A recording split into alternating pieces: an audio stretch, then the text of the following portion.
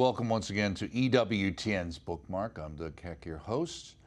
Our author is Paul Kengor, Ph.D., joining us from Grove City College. The book is The Devil and Bella Dodd, One Woman's Struggle Against Communism and Her Redemption, co-authored with Mary Nicholas, M.D., and published by Tan Books, available through our EWTN religious catalog, EWTNRC.com, all things Catholic, of course. And joining us is Dr. Kengor. Great to see you again. You've been on Bookmark a couple of times. I have, Doug. It's good to be back again, and it's always good to be a guest on Bookmark, which is one of my favorite shows. Well, thank you very much for saying that. Of course, you were on with your other favorite show with Father Mitch recently as well, talking about this particular book. And it's a very interesting topic, but how relevant is it today when we're talking about communism and the 1950s? What does it mean to an audience, especially a Catholic audience today, in your mind? Well, unfortunately, it's more relevant than ever. I mean, if you look at some of the polling data out there with young people saying positive things about communism, about socialism. I mean, the number of young people in America and even a lot of older adults, people over 40, over 50. I could cite data for you, polling data, Doug, if I had to, saying favorable things about socialism. And socialism, according to Marxist-Leninist theory, was the final transitionary step to communism. So, all of society and the world would go from slavery to feudalism to capitalism to socialism to communism.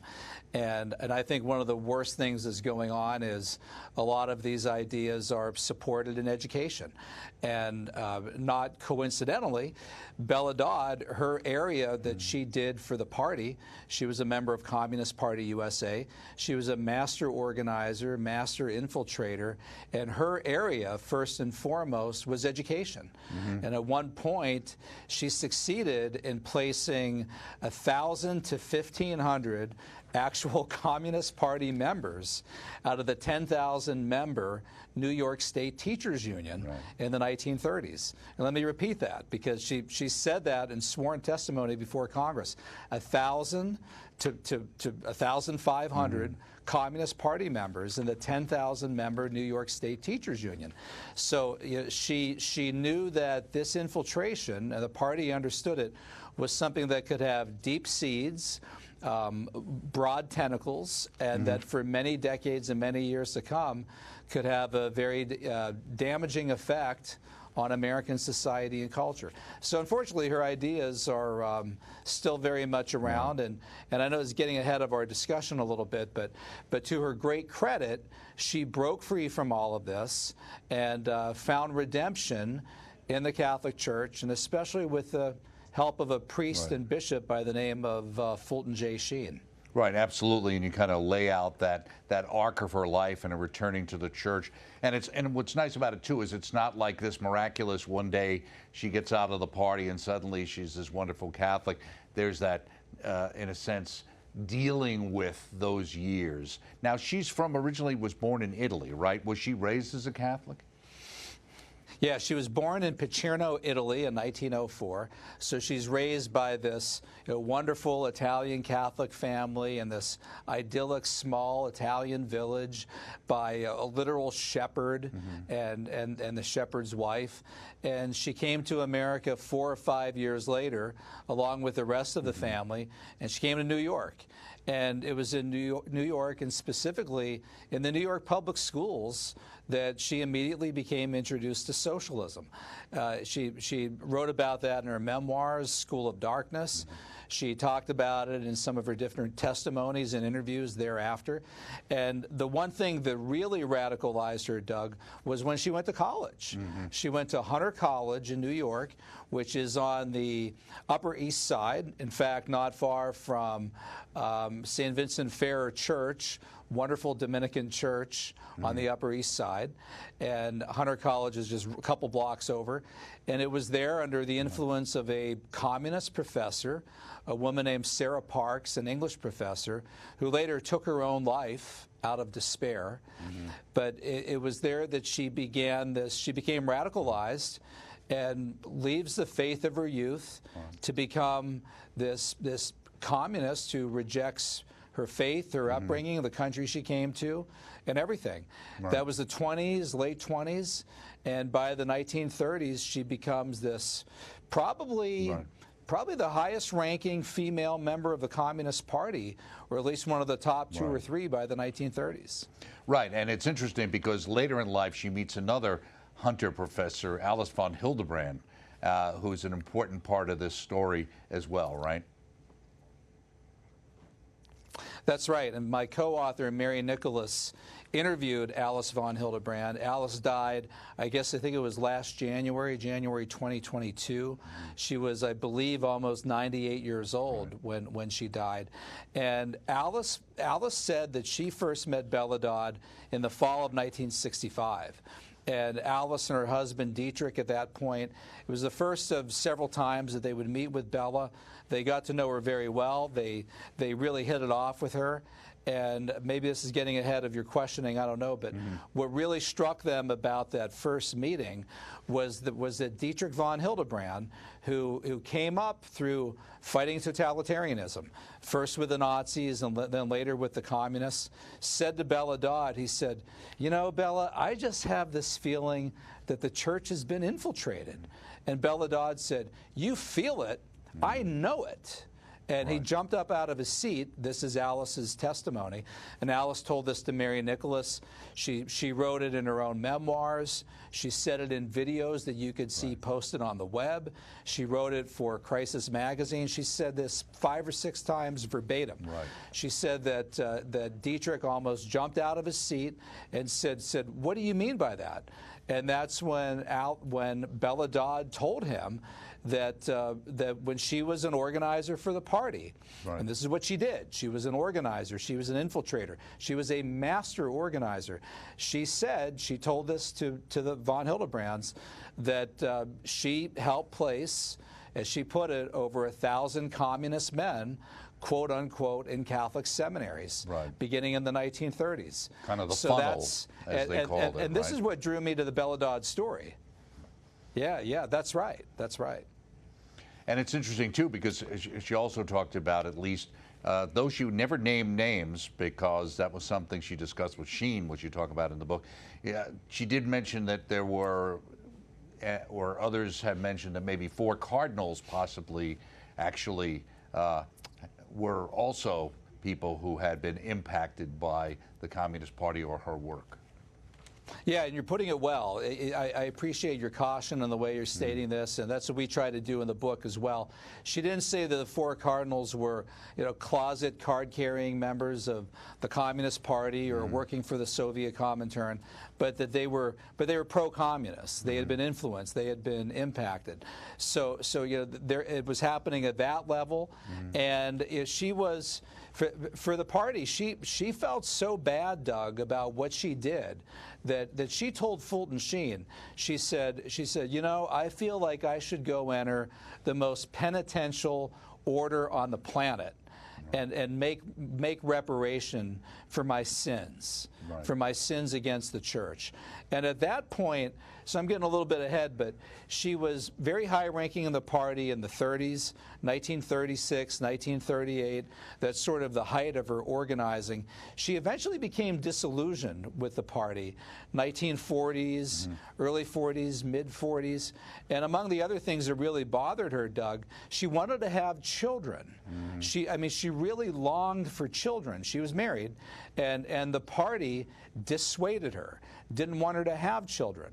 And in fact, Whittaker Chambers, and in many ways Bella Dodd was sort of like a female Whittaker Chambers, talked about how the party had what they called communist marriages. These were marriages where the couple lived together but didn't get married in a church, or maybe didn't even get legally married at all. And then if you did get pregnant, and Chambers, when Chambers' wife got pregnant, assumed that this is what they would do, you were expected to go out and have an abortion. So Bella Dodd was really taken aback by that. It's one of the many things that turned her against the party. And then when she finally tried to get out, they don't want you to leave. They want to expel you. So they pushed her. They expelled her in 1948. We open our book chapter 1, where we talk about Bella Dodd getting a call from an AP reporter, and the AP reporter says, Dr. Dodd, we have a statement from the Communist Party. Right. It says here that you are anti-Puerto Rican, anti-Semitic, anti-Negro, pro-Nazi, just right down the list, right out of the old playbook, right? Racist, anti-Semitic. They've been smearing people like this for 100 years. That's exactly right. And she said, I have no comment. And she also said, Doug, that at that point she realized, I'm getting a dose of my own medicine because I smeared people like this for the party. Right. This is what I did to people, and now they're doing it to me. And so really, I'm just getting what I deserve. And she spent the next few years very depressed, knowing that she was being watched by everybody from the KGB to the FBI. And so breaking from the party, she had to do it. She said that this is an evil that I'm facing. She described it as literally battling the devil. That's how she saw it.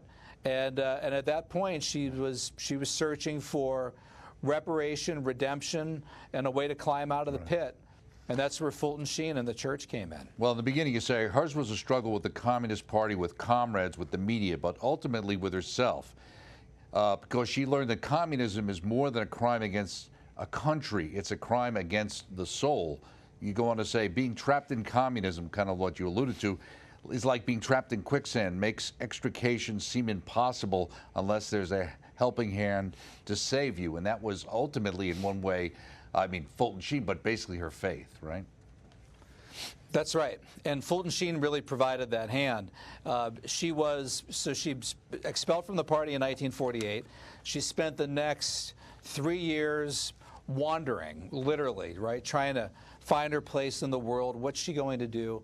And she went to Washington, D.C. She was a lawyer, so she's trying to find work in any way that she can. And she met with her congressman. Congressman McGrath was his name. And he was there. She was there in his office with his secretary. And he looked at her and he said, Bella, you look like you're really hurting. Isn't there something that I could do for you? And she said, no, I've got the KGB following me. I've got the FBI following me. I'm at the end of my rope. And he said to her, he said, well, how about, would you be interested in seeing a priest? And she said, Doug, it came from like the inner depth of her soul. She said, yes, yes. And so Congressman McGrath turned to his secretary, Rose, and said, Rose, could you see if you could get Monsignor Sheen from Catholic University on the phone? So they called Sheen, and Sheen said, yeah, I'll be at my apartment tonight, my house tonight. Send her over.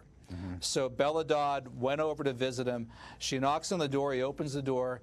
And just like you see him on EWTN, right? Life is worth living. She said he was just like he was on TV.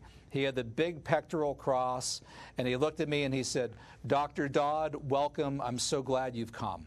Now imagine, Doug, at this point, she said, if these were my old comrades, they would have said, you old hag, you old bag, you Bolshevik bag, get out of here. You are useless, you are this, you are that.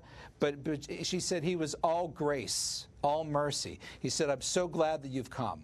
So he brings her inside. She sat down, and he said, I can see that you're hurting. And she said, how do you know that? And Sheen said, well, we priests are kind of like doctors of the soul. We could look at a patient and just tell if he's hurting. And she started to cry. He put his hand on her shoulder. She started to sob, and he said, there, it's okay, it's okay. And Bella Dodd said, within a few minutes, she didn't even realize how it happened, but there she is with Sheen in his private chapel in front of the tabernacle, in front of a statue too of the Blessed Mother. Blessed Mother, right? And he handed her a rosary, and said, I'm going to be going back to New York in the winter. Why don't you come see me for private instruction? And she said, well, okay, I'll think about it. And she clutched that rosary all the way back to New York, and she did come see him for private instruction, and eventually came into the church in St. Patrick's Cathedral on April 7th, 1952. So Sheen was the hand that pulled her up out of that quicksand. Right. Well, she talks about in leaving the Communist Party that I had to drain the hate and frenzy from my system, because you talk about here about the communism and the hate aspect of it and how central it is. Hating the family, hating marriage, hating Christianity, because it's basically, as Sheen would say, you're an atheist first and then you're a communist. She also answered a question when asked if she could name the leader of the quote-unquote conspiracy, the communist conspiracy. She put it succinctly and starkly, said, I would have to say the identity is the person is Lucifer. Lucifer, that's right. Yeah, she said that the devil himself was the head of the global communist conspiracy. And somebody else would have said, well, Stalin, right? Prior to that, Lenin, the Kremlin, the Soviet Comintern, the Communist International. But to her, she went right to the devil himself as the source of it. And if you look at church encyclicals from that period, Divini Redemptoris, in 1937 under Pope Pius XI, the church referred to communism as satanic. And they said that this is a satanic ideology orchestrated by the sons of darkness, as the church put it. So that's how the church saw it. And in fact, Fulton Sheen had been told by Pope Pius XI, also Pope Pius XII, they said, here's what we want you to do. We want you to go speak as often as you can about this demonic, diabolical scourge called communism. Go out and warn the world about it. Right. And when Bella Dodd told Fulton Sheen about what happened, about infiltration and everything else, and Sheen indeed forbade her to share names, Sheen said, here's what I want you to do. I don't want you to go into the most penitential religious order on the planet. You know too much. You know everything. You know more than probably any female ex-communist out there. I want you to go tell the world and warn the world and the country about the dangers of communism. Right. And that's what she did. Right. In the beginning, you talk about the idea of another person named Alexander Trachtenberg, who she was basically her boss, and she described as, or Whittaker Chambers did, as the head of the GPU. Trachtenberg once said to me, recalled Dodd in her memoirs, that when communism came to America, it would come under the label of progressive democracy. It will come, he added, in labels acceptable to the American people. Later on in the book, you quote her, and yet many misled Catholics fell for the more benign labels that Bella Dodd warned about, such as socialism. That's right. That's right. And in fact, she said, oh, democracy. They use that word all the time, right? Democracy, democracy, democracy. There's schools, Doug. The Communist Party schools were called the Lincoln schools. The one that they renamed in New York, the new school for the party up there, they called it the Jefferson School. They issued books with titles like Citizen Tom Paine. They were constantly trying to identify with the American founding fathers to dupe and hoodwink people. And they said, oh, well, we're revolutionaries, just like Thomas Jefferson. Right. Just like the American founding fathers. And if people really want to dig into this, Lenin and Engels and others, they talked about democracy. And Engels said, Lenin said it in his classic writing, The State and Revolution, he said, we support democracy. Democracy means equality. And as Bella Dodd interpreted that, she said, yes, they mean what they call economic democracy, meaning like economic equality, class equality, all pay being equal. That includes abolition of private property. And as Marx and Engels said, it also means abolishing democracy on the way to getting this dictatorship of the proletariat and this ultimate communist utopia, this New Jerusalem, as Pope Benedict XVI described it. And of course, it's a New Jerusalem without Christ, without God, and without religion. Yeah, it's more like Salem.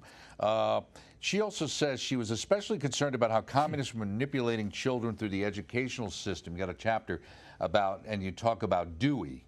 Dewey's philosophy was that the public school's ultimate social objective was the transformation of society through the creation of a mass of new socially minded individuals.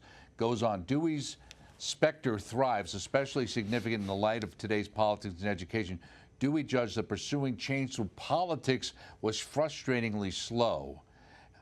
Doing so via education would be much quicker. Is that not what we've seen? Yeah, it really is. And John Dewey is honorary president for life of the National Education Association. Now, Dewey was a Columbia professor, and I mentioned Hunter College earlier, but one of the colleges where she was further radicalized, Bella Dodd, was Columbia University.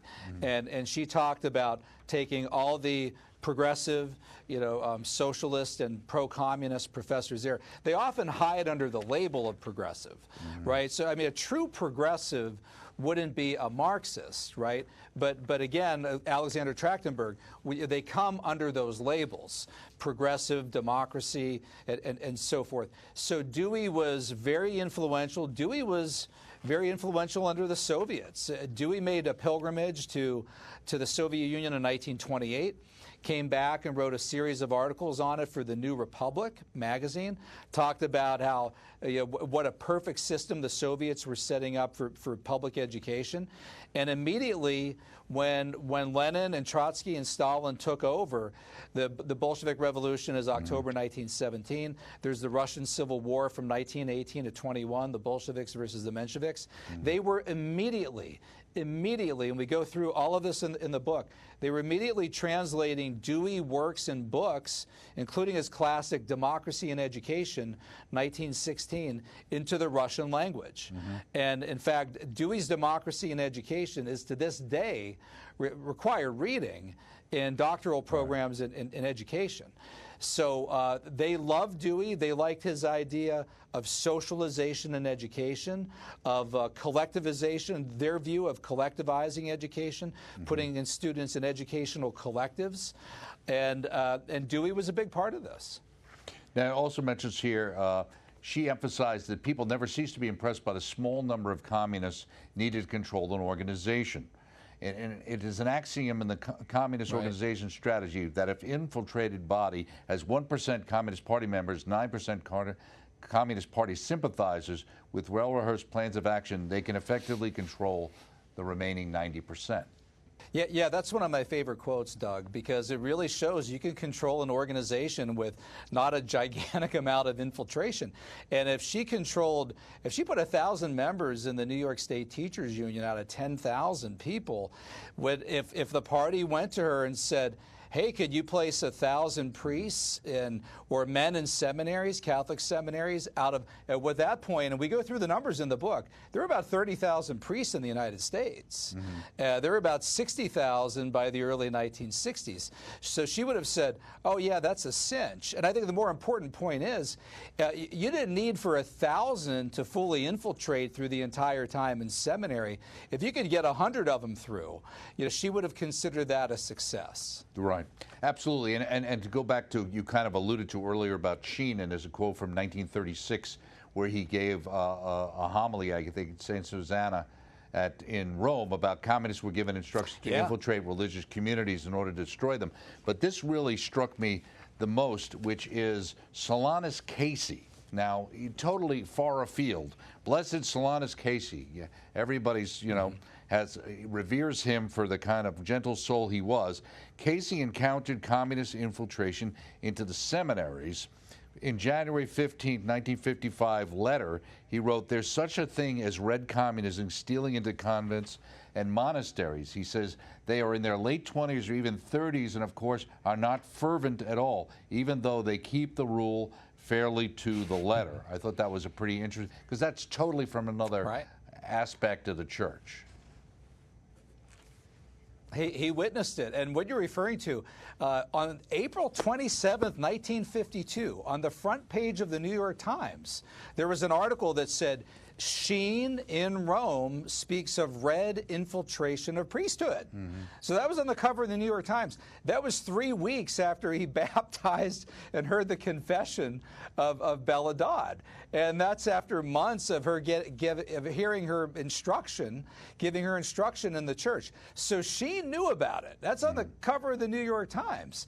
But that's the only case where I could find where Sheen ever talked about it. I don't even know if he knew that was going to be reported deported because he was speaking at Santa Susanna Church in Rome. Right. And as far as we could tell, like what he advised to Bella, he never talked about it again because he knew that this would be a scandal, and he instead thought the way to fight back is not to go and say that there's been an infiltration of the Catholic Church in America.